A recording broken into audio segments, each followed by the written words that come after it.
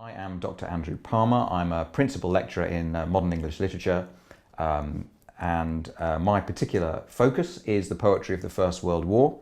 And I always like to start discussions of this with remembering something that a character says in The History Boys, the play by Alan Bennett. And the character says, "So far as the Cenotaph and the last post are concerned, there's no better way of forgetting something than by commemorating it."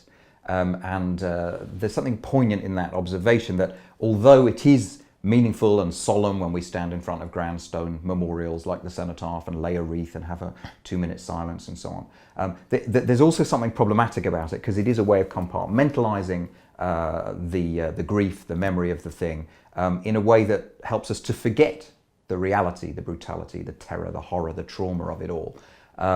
This is where poetry comes in. The best poetry coming out of the First World War and poetry of later wars that draw on that work, these poets find powerful ways of expressing those things through language. And my feeling is that when it works, language in the form of poetry is more powerful than the sort of grandest stone memorial.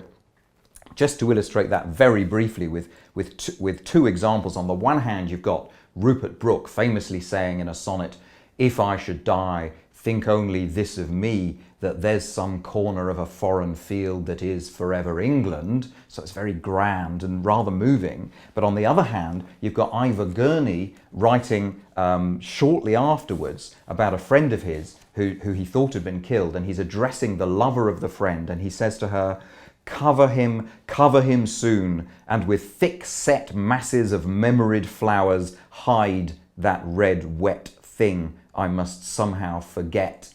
And you've got the contrast there between, I mean, people tend to make fun of Rupert Brooke nowadays, but I think it is effective and moving to think that his body lying in the earth is like a piece of England over the sea in the mud of Flanders. But Ivor Gurney comes along, having read Brooke and disliking it. He comes along with this powerful phrase, particularly for me, this phrase, the red wet thing I must somehow forget. And of course, in telling us that he has to forget it because it's so painful, he does the very opposite. He makes us remember it.